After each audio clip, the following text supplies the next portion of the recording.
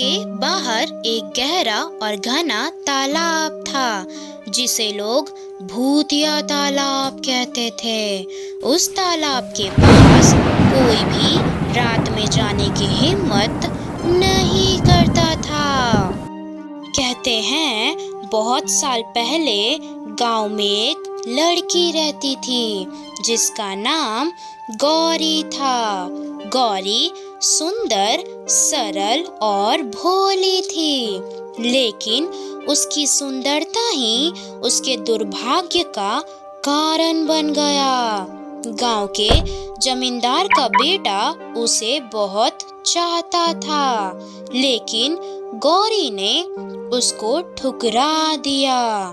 गुस्से में आकर उसने गौरी को मारकर तालाब में फेंक दिया।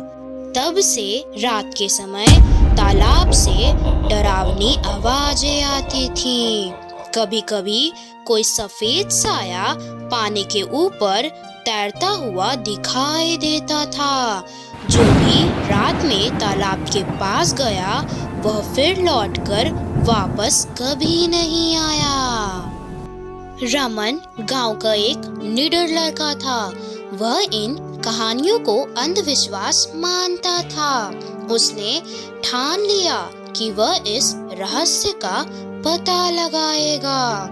एक रात अमावस्या की रात थी, जब गांव के लोग अपने घरों में डरकर बैठे हुए थे। रमन लालटेन लेकर तालाब की ओर निकल पड़ा। तालाब के पास पहुंचकर उसने देखा कि चारों ओर घना अंधेरा था और सन्नाटा छाया हुआ था। लेकिन जैसे ही वह तालाब के करीब गया, पानी में हलचल होने लगी। अचानक तालाब से एक औरत का चेहरा उभर आया। तू यहाँ क्यों आया है?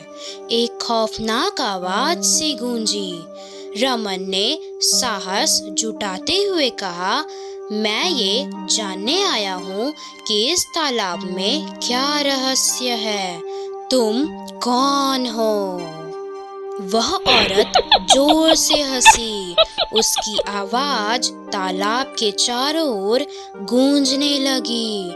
मैं वही हूँ जिसे इस गांव वालों ने यहाँ कैद कर दिया। मैं गौरी हूँ। रमन के पैरों तले जमीन खिसक गई, लेकिन उसने खुद को संभालते हुए पूछा, तुम लोगों को क्यों मारती हो? गौरी की आवाज गुस्से से भर गई।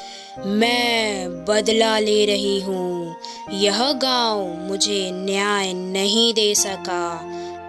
रमन ने कहा, लेकिन हर कोई अन्यायी नहीं होता। तुम निर्दोष को क्यों मारती हो? क्या इससे तुम्हें शांति मिलेगी भला?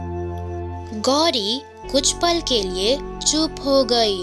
उसकी आंखों में आंसू था। उसने कहा, मैं भी शांति चाहती हूँ, लेकिन मेरे आत्मा को इस तालाब से मुक्ति नहीं मिल रही है। रमन ने वादा किया कि वह गौरी की आत्मा को शांति दिलाने के लिए कुछ करेगा। अगले दिन वह गांव के पुजारी से मिला और सारा किस्सा बताया। पुजारी ने गांव वालों को इकट्ठा किया और कहा कि गौरी के लिए एक पूजा करनी होगी हमें, तभी उसे मुक्ति मिल सकती है। पूजा के दौरान पूरे गांव ने गौरी से माफी मांगी। उन्होंने उसकी मौत का बदला न लेने का पछतावा जताया।